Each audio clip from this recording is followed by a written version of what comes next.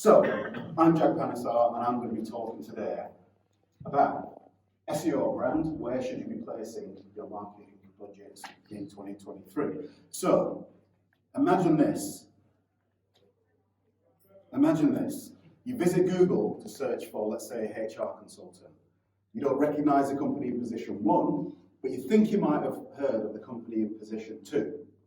Where are you most likely to click first? So let's have a show of hands. This is the only interactive bit, so you don't need to worry about that. If you reckon you click on position 1, you've never heard of them before, can I see your hands? If you reckon you click on position 2, if you think you've heard of them before, yeah? Okay, so it's a unanimous, more or less a unanimous position 2. So that answers the question, SEO or brand? It's all about the brand. Thank you. Good evening.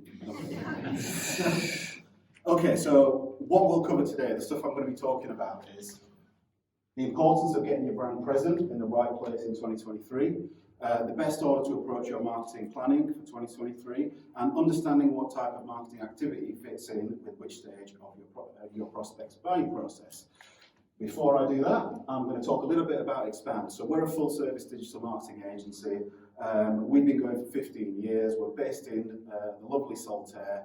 And some of the more recognisable names that we've worked with are Late Chocolate, Tetley Brewery, Arbor Restaurants, and Her Majesty's Prison Service. No, we didn't. Yes, we got free chocolate. No, we didn't get free beer. No, we didn't get free curry. And no, it wasn't to recruit prisoners. It was an internal branding project. So, if any of those are your questions, then hopefully that's been answered. So that's a bit about us. So let's get started. The importance of getting your brand present in the right place in 2023. Where is the right place to place your brand? So you've got so many options these days. You've got social media, you've got LinkedIn, Twitter, Facebook, Instagram, Pinterest, TikTok, email, website, PR, Google, it just goes on and on and on and on. It's enough to drive you absolutely insane. Where do you start? On average, in a day, you'll see between 3,000 and 25,000 brand messages every single day. The research for the 3,000, that was done in the 80s at some point. The 25,000 brand, that was probably about 5 or 6 years ago. It's probably more. If you think about today alone, you've been walking through the exhibition area. All of this branding's been thrown at you. You've got branding on your watch. You open up your phone. You've got all these apps firing, messaging at you. You're just being pounded by branding. You have to have had 7 touch points with the brand, have a need or want for it, and then you're going to make an inquiry. Now, again, research, that 7 touch points is relatively old now, I would say. I've read that it's actually 13 touch points now because there's so much going on. So let's assume it's somewhere between 7 and 13 touch points. You have to have with a brand and have a familiarity with it, and then you can take action. So the question is, where do we start? The very first place that you need to do is think about your audience. So you need to be thinking about, well, who they are, what it is that they want, why they want something, why they want your service, where they're going to buy it, when they're going to buy it, and how they're going to buy it. So that is what we would call, what you need to do is create an audience persona. And what is an audience persona? Here's an example. So this is an example of an actual live audience persona that we've created for a client. They are a transportation company based in the Midlands, and we've done a lot of research around this. This particular audience is Nina. She's a driver, so one of their audiences, they need drivers to be able to fulfil their service. So I won't go through it all in detail, but the key things that we cover in this are, we'll give a bit of background on the person. It's an imaginary person, so we'll just find a picture and give them a name. What this person's identifiers are, Nina is passionate, customer focused, organised, she likes travel, and so on and so on. What her goals are in life, she wants to travel to Mexico, encourage more women to join the industry, she wants to build a kit car. She's got a lot of ambitions, the stigma around female drivers, constant pressure to prove herself and people around her expecting to settle down and have a family, and so on. What are her sources of information? This is an important one. She uses social media, Facebook and Instagram. She reads online articles. She listens to podcasts, so we could do a bit of homework into the kind of podcasts. What kind of topics is she reading about? Current affairs, service station reviews, tips, traffic reports, vehicle maintenance, and who are her influencers? when you say the word influencers, you think of the likes of the Kardashians or Instagram influencers, but we all have influencers around us in some way, shape or form. So that's the kind of information that you need to kind of really think about when you're kind of putting this information together. And then at the end, you need to think about, from your perspective as a business, what does it actually do to help you, and what does it mean? What kind of message can you put in front of them? So this is an example of an audience persona. We've actually, I'll tell you about some webinars that we've done that you can actually read, that you can watch. That'll give you a bit more information on this kind of thing. So that's the first point covered. Number 2, the best order to approach your marketing planning for 2023. So again, like I pointed out, there's all kinds of activities that you can undertake. But where do you start? We've created a model called Solar 7. It's not reinventing the wheel. We call it Solar 7 because purely by chance it just happened to look like a solar system. This has come about over numerous years, numerous iterations of frustration for me writing, mapping stuff out in front of a client to illustrate the best way to go about it. And we ended up with Solar 7. So I'm going to talk through each stage. It's 7 stages to get to ROI, not the Republic of Ireland, return on investment. So stage 1 is discovery. Discovery is all about getting yourself sat down in a room, get rid of your phones, all that kind of stuff, any distractions. You need to understand where you've been, you need to understand where you are now, you need to look at where it is that you want to go. You need to understand where you want to go, so specifically your objectives. You need to have a look at your competition in detail, and you need to have a look at your audience. So we've already talked about the audience, so that's one of the things covered. Once you've got all that information together and really mapped it out on a board or on your screen or wherever it is you're going to go, then you can move on to stage 2 in the model, which is creating the strategy. The strategy captures all activity that needs to take place. So you can see the grey dotted line that goes all the way around. And the outcome from the strategy is a plan of, right, we need to do this in January to achieve the goals we outlined in discovery. We need to do this in February, this in March, and so on and so on and so on.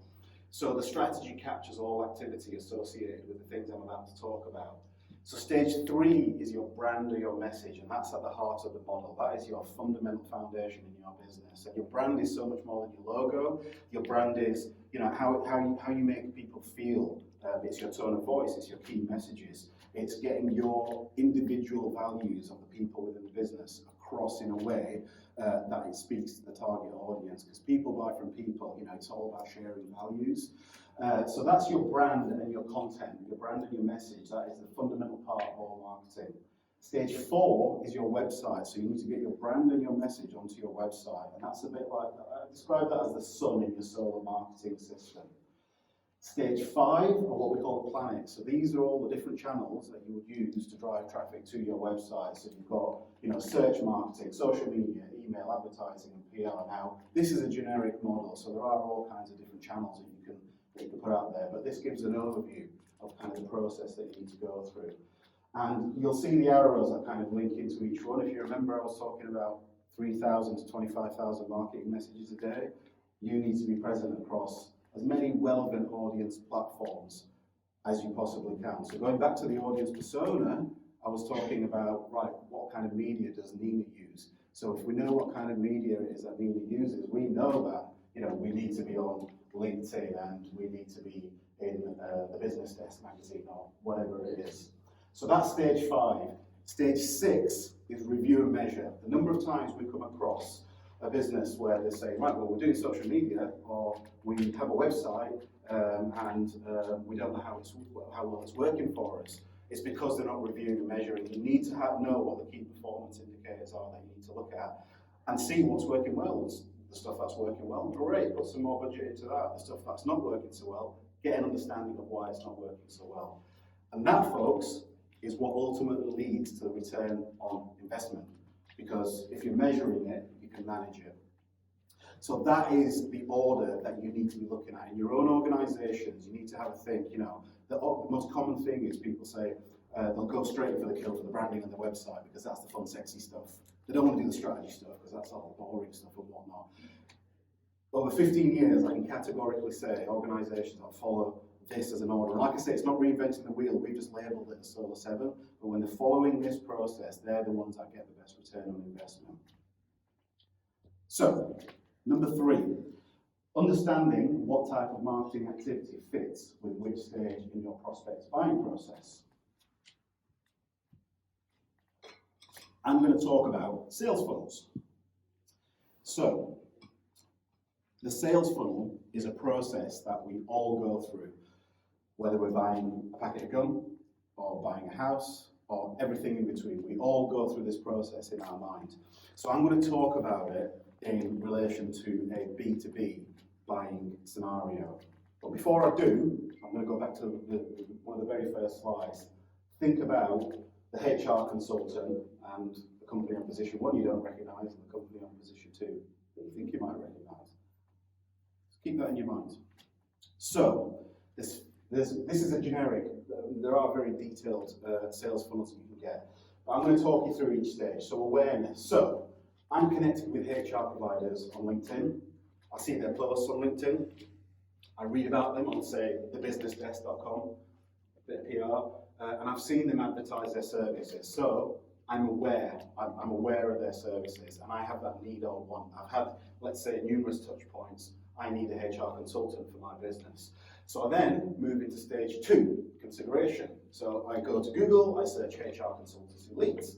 The one I've already heard of are the ones that I click on first, because there's a familiarity with their brand. So obviously everyone put their hand up to back up that point earlier on. I know of them, so I have more trust in them. I think I've heard of them, so I think, all right, well, yeah, I'm more likely to speak to these guys. So I've gone into the consideration phase. I then move into the engagement stage. So basically, I'll contact them. I might contact them on LinkedIn, say as a personal, a private DM, or call them via the number on their website. And then I go through whatever their sales process is. Have a sit down with them, have a chat, they'll put a proposal together, sit down with me again. However they're going to go through that. So we've engaged. I might have done that with, say, 2 or 3 providers. I then go to the purchase stage and I decide which HR provider is the right company for me. I then move into the retention stage. The HR company retains my business through regular comms, say by email, for example, and regular updates on social media, and of course, the quality of their service. But obviously, they're providing a good service, but if I'm seeing their messaging all around, it's just reinforcing that trust, and yeah, these are good guys to go with. So that's an example in a B2B environment of how I would typically go through, a broad overview of how I would go through the sales funnel. Let's have a look at this from a marketing channels perspective. So we think of Solar 7, have to think about, social media or website or email or whatever. Let's break that down again. So, awareness. I'm aware of this HR consultant through social media, PR and advertising. I gave examples, so I've seen this company. So I think, okay, great. I want to go into the consideration stage. So, I might contact them through social, I'll search them on SEO or say pay-per-click. I'll contact them through social media or via their website. So like I mentioned, the example was through their private DM on LinkedIn. I'm going to engage with them, again, through social media, website or email. And then from a purchase perspective, now, this is a bit of a, in this circumstance, I probably wouldn't purchase through social or website, but imagine in an e-commerce environment, you can buy on social media, you can buy on website, so I'll go to the purchase stage. And then in terms of retaining them, again, I mentioned, I'm seeing them on social media, they're sending me regular updates on what the latest legislation is on HR. So if you think of all of these examples, the most consistent element here is social media. And this has changed over the years, really, because obviously social media is becoming a lot more powerful. So really, the title of this talk is SEO or brand. Where should you be placing your budgets? What I would be saying is, guys, have a think about your social media strategy. I'm not saying any of the other areas are better or worse, but social media is so unbelievably powerful these days. It can do a lot of stuff, but you have to make sure all your other pieces are at a certain level that is, acceptable for your audience. So I'm going to back this up. I'm going to back it up with a case study. So we, shortly before COVID, we were contacted by a prospect. The company was Cooling. They were unhappy with their current provider, and they just had search engine optimization and pay-per-click being done for them. And I sat down with the client and I said, okay, right, so it's just SEO pay-per-click. Their branding was completely different. The website was completely different. We said, well, I took them through the Solar 7 stages and I said, right, well, we actually need to have a closer look at this. So this is what the branding ended up being anyway. Oops. There you go. So this is what the branding ended up being anyway. So I had the vans wraps and all that kind of stuff, and they absolutely loved it. So what I'm going to do is take it back to a blue screen. No, I'm not. I'm going to take it back to Solar 7. So Solar 7, let's talk through how Pinder Cooling went through this whole process. So in the first instance, we sat down with them, we broke everything down. We looked at where they've been, where they are, where they want to go, who their audience are, who the competition are. So we got a solid outline. Now, the strategy is something that they actually had the framework of the strategy already in place, so we didn't need to fulfill that part of it. So we went straight to the branding process. We rebranded them visually, we looked at their core values, their key messages, we looked at the tone of voice, the way everything needs to be written on social media and on their website and any other marketing comms. That then passed through to their website. We knew that one of the objectives was from an SEO perspective, it needed to be lean and fast and tick all the right boxes that Google wants to see. It needs to have pay-per-click landing pages, so when we're doing pay-per-click, it takes you straight to a page that then generates the inquiry. We then started to look at the channels, and for this client, we implemented their PR, we did their social media for them, we did their search marketing, and we did email marketing for them.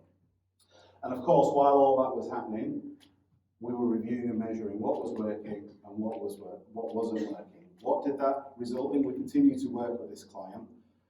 In 2021, it resulted in £290,000 of quoting opportunities directly generated from the activity that we put in place.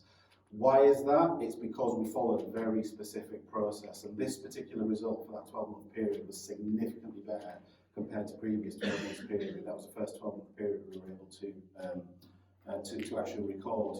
You might ask, well, what was the actual conversion rate on that? The answer to that is we don't actually know yet, because as you might be aware, the conversion process might take a while, especially with air conditioning.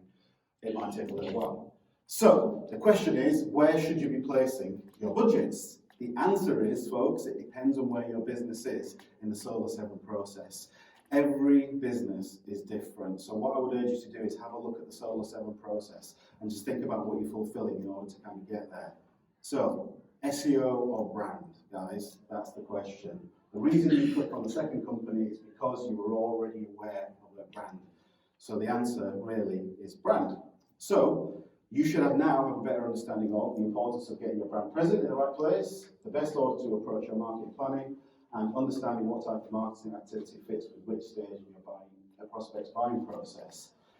To finish off, over the years, Danny and I, give us a wave, Danny, have created, we've done quite a few webinars and we've had a lot of success. So these are all free to watch recordings of them on our website in the blog section. So we covered social media versus your website, where to invest. Similar-ish to this, but very different in a lot of ways. Understanding your customers in depth to achieve post-lockdown growth. So that's the audience persona stuff. If you want to learn more about that, there's a whole 45-minute webinar on it that Danny's talking about. 7 steps to becoming a LinkedIn All-Star, how to create a connection between your LinkedIn audience and your website, LinkedIn fear factors and how to overcome them, 5 ways to convert your website visitors into customers. So there's a handful there, guys. Please go onto our website, have a watch. It's all free. Hopefully it adds some value. So if you've got any questions, please come along and see myself, Danny or Fran on stand 29. Thank you.